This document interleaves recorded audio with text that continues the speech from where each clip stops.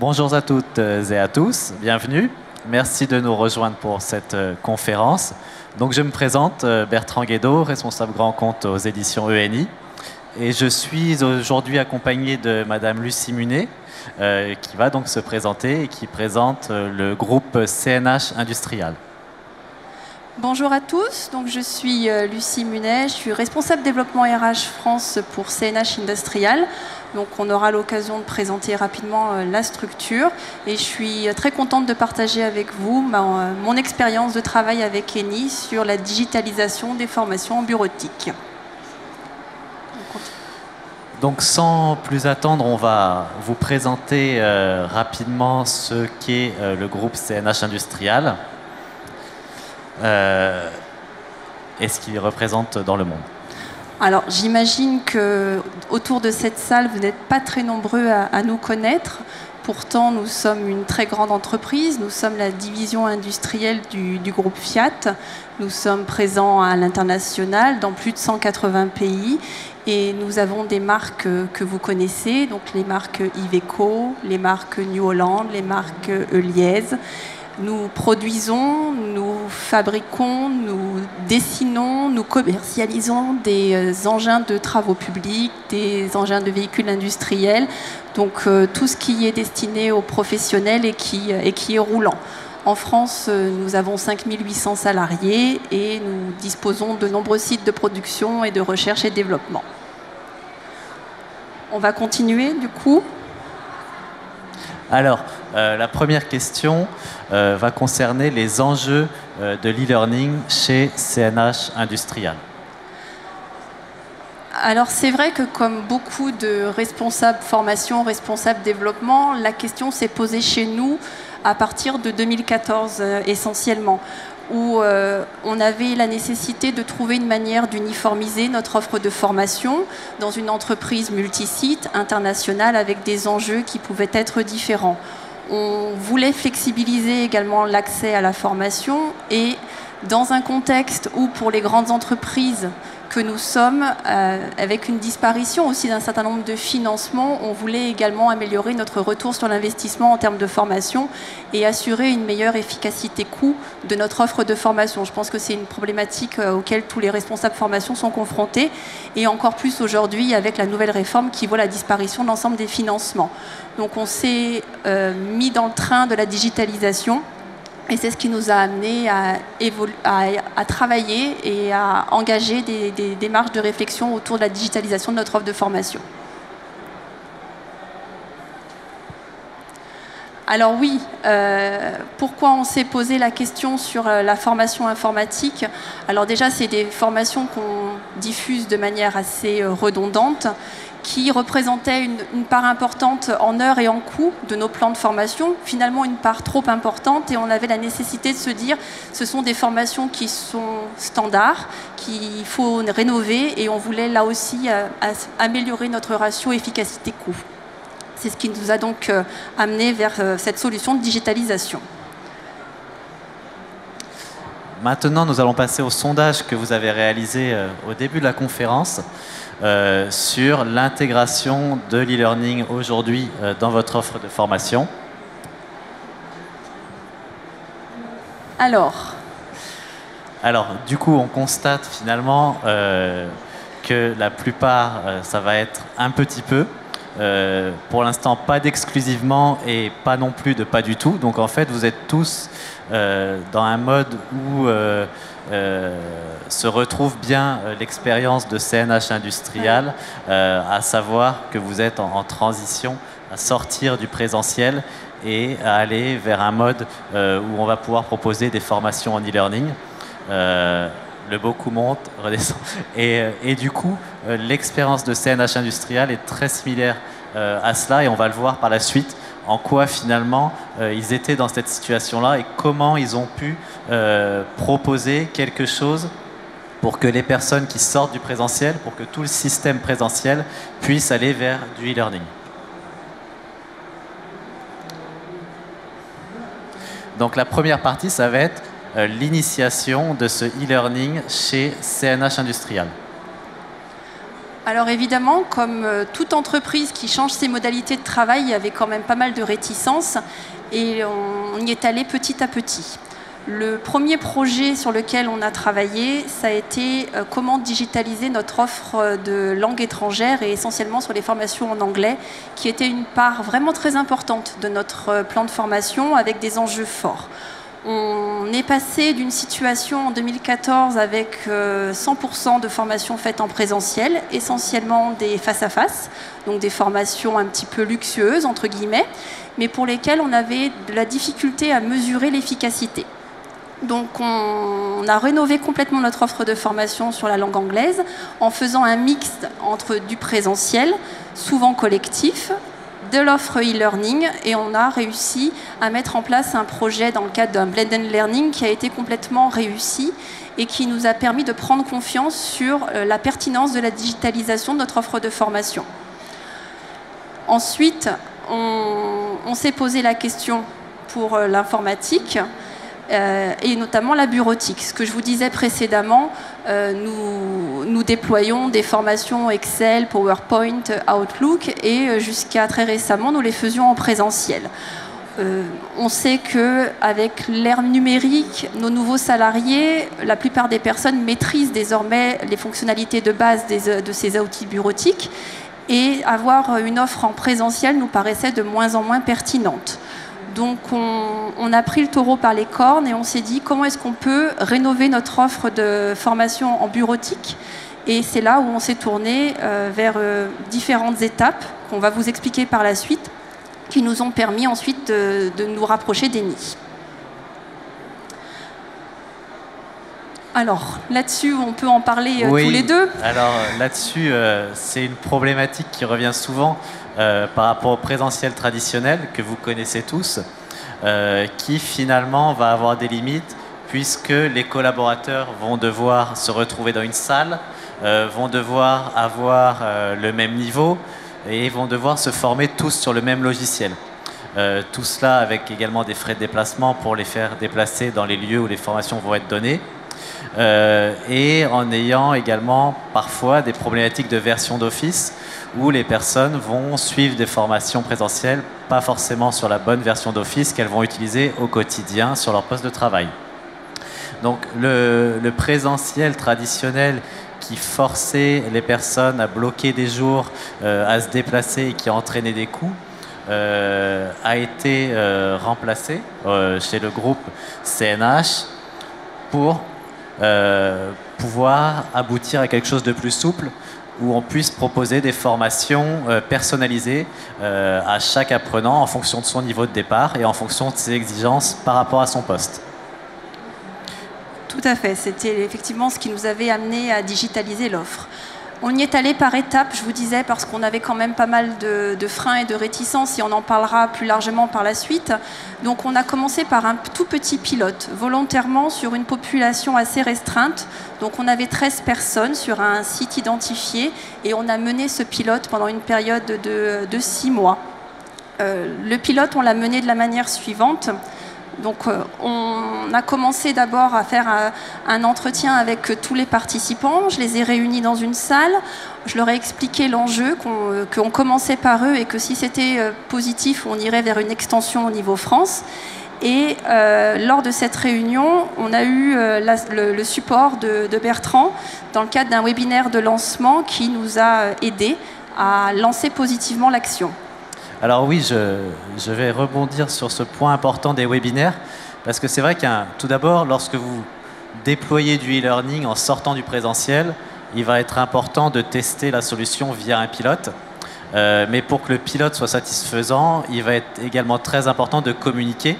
Et cette communication va être importante dans le sens où on va devoir expliquer en quoi cette nouvelle pédagogie qu'on va apporter par le e-learning va pouvoir remplacer ce que tout le monde connaissait avec le présentiel.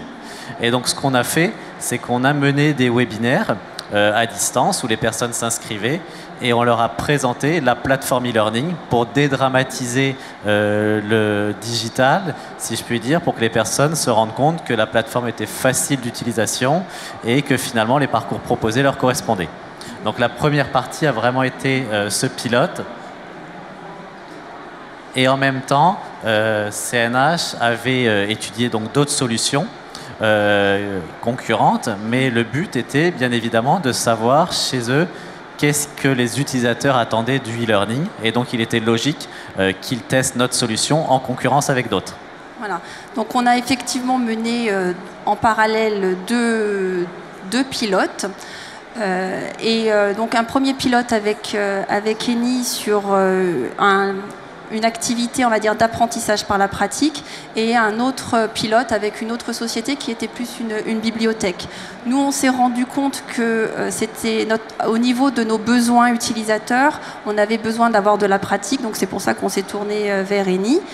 Et on est en train de déployer de manière plus large au niveau européen cette solution via Eni, dans la mesure où la solution Eni est également multilingue.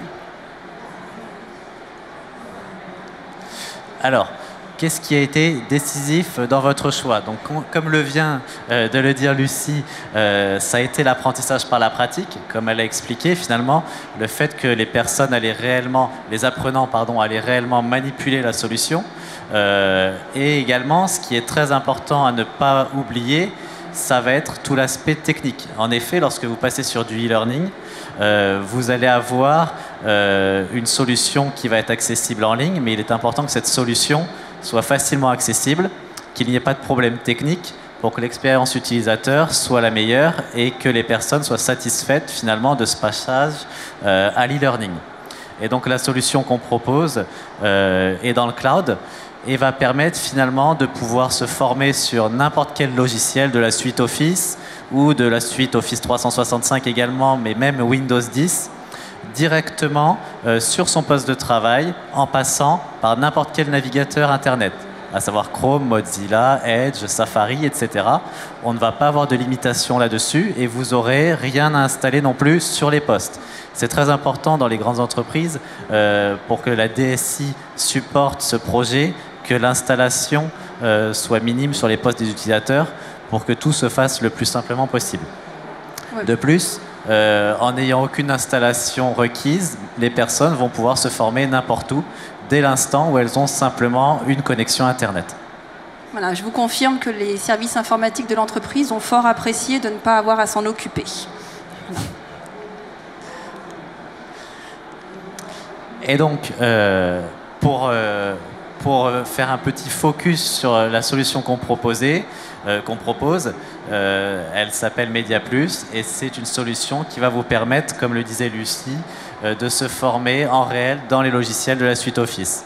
Parce que finalement, aujourd'hui, le e-learning, vous allez avoir plusieurs types de contenus, bien souvent des vidéos ou des livres numériques. Ce que l'on propose additionnellement, ça va être des formations où on va réellement manipuler les logiciels. Et ça, sur tout ce qui est Excel, PowerPoint, mais également Office 365 avec SharePoint Online, OneDrive, il est très important que les personnes puissent réellement manipuler pour s'approprier les logiciels. Et les 5 langues étaient quelque chose d'important pour le groupe CNH Industrial, étant donné sa dimension internationale. Donc aujourd'hui, ils ont toutes les langues à leur disposition que l'on propose, à savoir le français, l'allemand, le néerlandais, l'anglais et l'espagnol. Et l'autre option que l'on a mis en place, pour faciliter encore une fois ce passage du présentiel à l'e-learning qui peut être un peu difficile pour une certaine population, cela va être de les accompagner tout de même avec un tuteur à distance. Donc on propose des tutorats à distance où des formateurs du groupe ENI vont accompagner les apprenants à distance, répondre à leurs questions lorsqu'ils en ont, faire des exercices pratiques à distance pour que les personnes aient quand même un contact humain, même si on est sur des formations e-learning. En complément de ça, on propose ensuite un outil de reporting que Lucie va pouvoir vous expliquer plus profondément. Oui, effectivement, sur l'outil de reporting, c'était quelque chose d'important parce que là, on perd complètement la main, on n'a plus la visibilité de ce qui se passe, à la différence d'une formation en salle où on sait qui est présent, qui est absent. Donc là, on avait besoin d'avoir un outil qui nous permette de tracer les temps de connexion, la durée, les exercices qui ont pu être effectués, l'avancée dans le parcours de formation. Et on a un outil de reporting qui est mis à notre disposition et qui nous permet de suivre tout ceci en temps réel. Alors, sur l'accompagnement que vous m'avez apporté, je pense que je peux en parler en toute sincérité. Si je suis présente là avec vous aujourd'hui, c'est parce que véritablement je me suis sentie soutenue avec une équipe qui a été de très bons conseils pour m'aider à déployer l'offre la plus adaptée à mes problématiques multisites, problématiques administratives également. Donc une très grande disponibilité pour nous aider à mener à bien nos projets de déploiement. Surtout dans la phase forte de la mise en place avec de nombreux webinaires où ils n'ont pas hésité à se rendre disponibles pour faire une session supplémentaire pour permettre à la majorité des personnes de pouvoir participer à ces sessions de lancement. L'autre aspect que je tiens à souligner, c'est que faire ce passage d'un 100% présentiel à du 100% digital, on a toujours un petit moment d'inconfort. Parce qu'on se dit, mon Dieu, mais les gens vont-ils effectivement faire la formation? Comment ça va être perçu?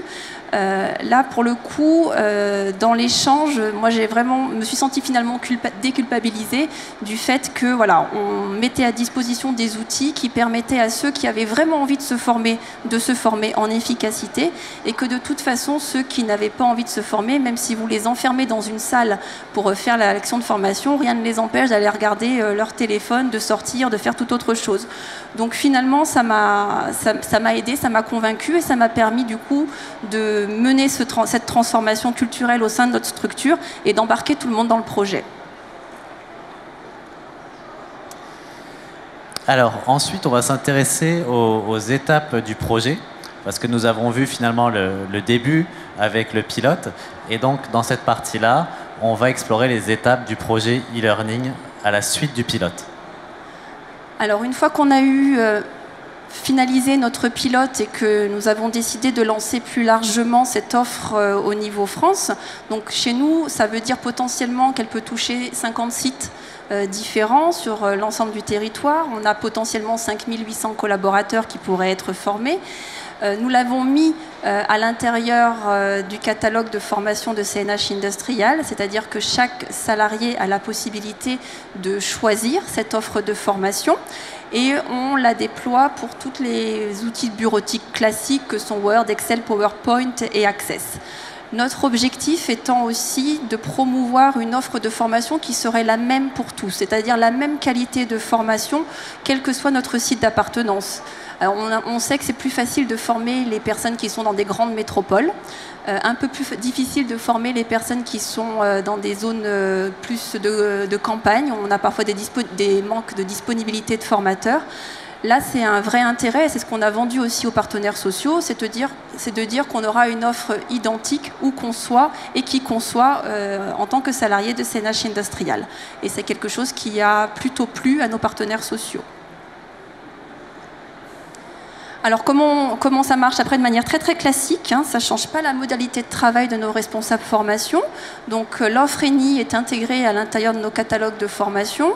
Les salariés ont la possibilité de choisir cette offre de formation. Ensuite, bien évidemment, on ne sert pas 100% des demandes. On traite les groupes par priorité.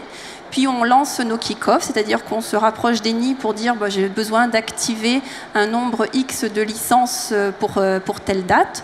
On a donné les noms, les coordonnées, l'ensemble des informations utiles pour la bonne attribution des licences.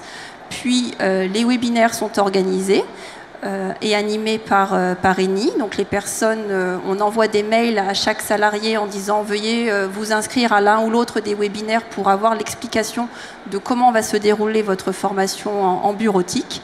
Et puis les salariés concernés reçoivent un mail par ENI avec le lien et leur login et mot de passe pour pouvoir se connecter en toute simplicité au portail de formation.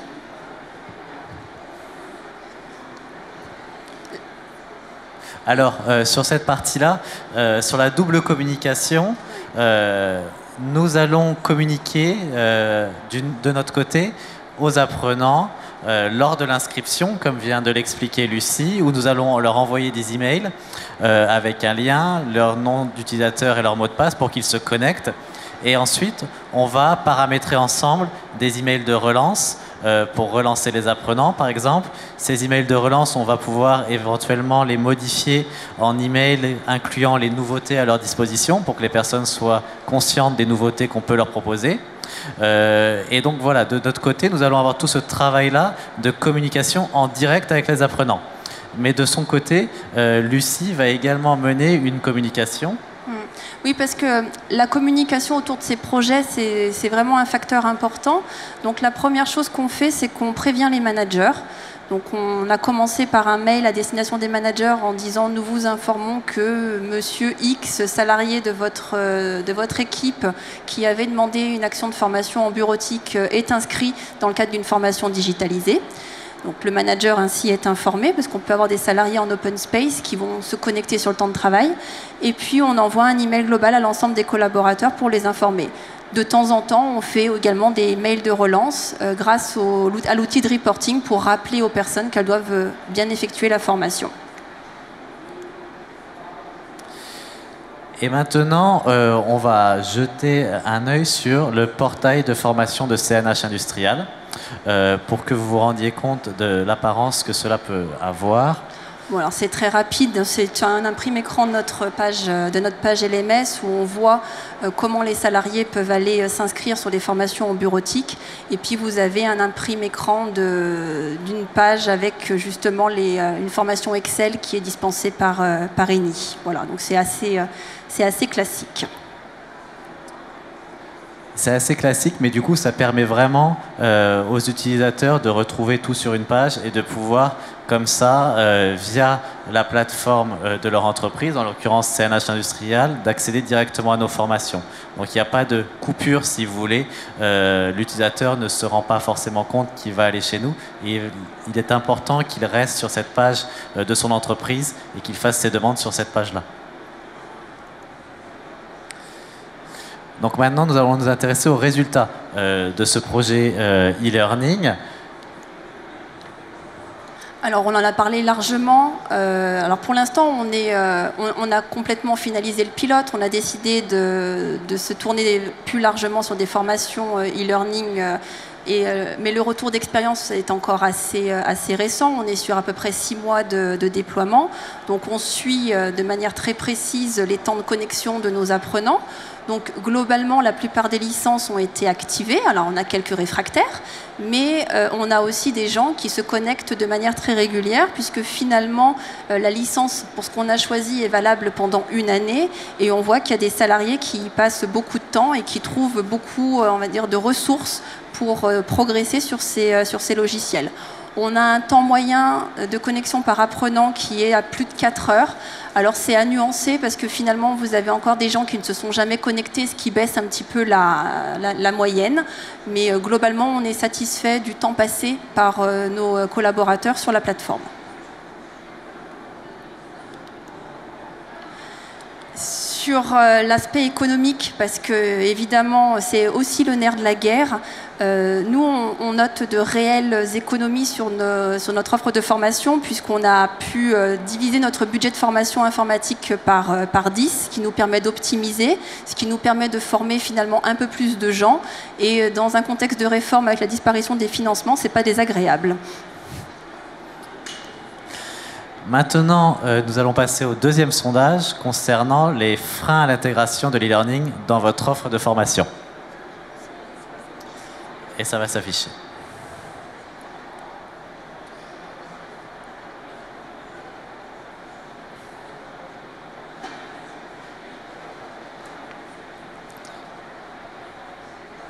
Bon. Alors, ce qu'on voit apparaître, ça va mentionner le temps, l'obsolescence et les coûts. À mon avis, ça va être ces 3 mots-là qu'il va falloir mettre en exergue. Pour le temps, je pense que ce qu'il est important de comprendre, c'est que même si on passe sur de l'e-learning, on doit permettent aux collaborateurs d'avoir un temps alloué à cette formation e-learning. Ce n'est pas parce qu'ils ne vont pas en présentiel qu'on ne va pas pouvoir, qu'on ne doit pas plutôt leur allouer toutes les semaines dans leur agenda Outlook 1 heure à se former sur la bureautique. Et en fait, c'est le principal problème lorsqu'on passe sur de l'e-learning, c'est finalement les personnes vont expliquer qu'elles n'ont pas le temps de se former. Tout simplement parce qu'elles ne sont pas organisées, parce que leurs managers ne leur ont pas accordé du temps à se dégager par semaine. Et ce que l'on conseille pour que ça fonctionne bien, ça va être de se dégager pendant 2 mois, même si la licence est disponible pendant 1 année. Ce qui est très important, ça va être de se caler 1 heure par semaine, par exemple, pendant 2 mois, une session de e-learning bureautique. Comme ça, à l'issue de ces 2 mois, vous aurez déjà réalisé 8 heures et vous aurez eu une réelle montée en compétences sur un logiciel de la suite informatique, Office. Et ensuite, pendant toute l'année qui vous reste, vous pouvez y retourner. Et ça, c'est une force, vous pouvez y retourner et rapprendre, revoir des notions que vous auriez oubliées.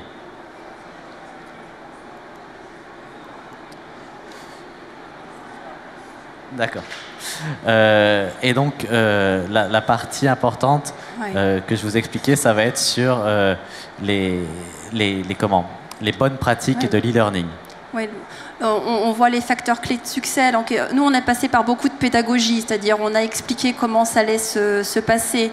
On a inclus les managers aussi dans nos réflexions parce qu'il faut qu'ils sachent que potentiellement leurs collaborateurs, ils vont se bloquer à un moment pour se former sur leur poste de travail. Et il ne faudra pas les déranger à ce moment-là parce qu'en fait, ils sont en formation. Donc, on a inclus les managers. On avait commencé avec un tout petit périmètre, un tout petit pilote parce qu'on a pu faire vraiment de l'individuel avec les personnes en disant qu'est-ce qui a marché, qu'est-ce qui n'a pas marché, qu'est-ce qui était important. Et ça nous a beaucoup aidé par la suite et ça nous a permis d'y aller effectivement par étapes. L'autre point qui pour moi était vraiment au cœur du dispositif, c'est de se dire il faut aussi accepter de changer son logiciel à nous, dans notre tête, autour de la formation, parce qu'on s'illusionne quand on envoie des personnes dans une salle de formation pendant 14 heures, où on se dit j'ai 100% de présentéisme parce que tous mes collaborateurs sont venus. C'est pas vrai. Vous savez qu'il y a des collaborateurs qui vont faire leur mail pendant l'action de formation, qui vont sortir pour passer un coup de fil, qui vont pas venir à la dernière minute. Donc, je pense qu'il est illusoire d'imaginer que sur ces types de formations, on va avoir 100% de présentéisme. Il faut accepter de se dire que de toute façon, on n'en aura peut-être pas 100%, mais que ceux qui ont vraiment envie de se former, ils ont des outils qui sont finalement plus puissants, ils ont plus de capacité à apprendre que si on les avait laissés en salle. Donc nous vraiment ça a été ça, c'était de renoncer à cette assiduité, de communiquer, de miser sur une inclusion au fur et à mesure avec les managers, les responsables formation et aujourd'hui on est vraiment satisfait du résultat que l'on obtient par le biais de ces formations en bureautique. Et donc du coup, la suite pour le groupe CNH Industrial, aujourd'hui on a étendu toutes ces formations à l'ensemble du groupe. Donc le siège qui est à Turin a souscrit à ces formations-là et on les déploie dans tous les pays, à savoir la Suisse, l'Italie, etc., qui vont être concernés par les langues que l'on propose et qui vont suivre le même process que Lucie a suivi en France, où les personnes vont pouvoir s'inscrire finalement auprès de leur manager dans ces différents pays pour pouvoir suivre ces formations-là.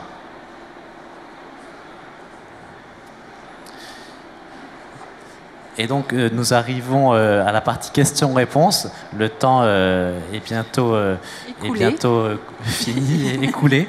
Je vous propose de nous retrouver au stand D27 si vous avez des questions, à l'entrée, à côté de l'entrée du salon. Et ça sera avec grand plaisir qu'on pourra vous éclaircir sur vos interrogations. Merci pour votre attention et puis bonne digitalisation de votre offre de formation. Merci à vous.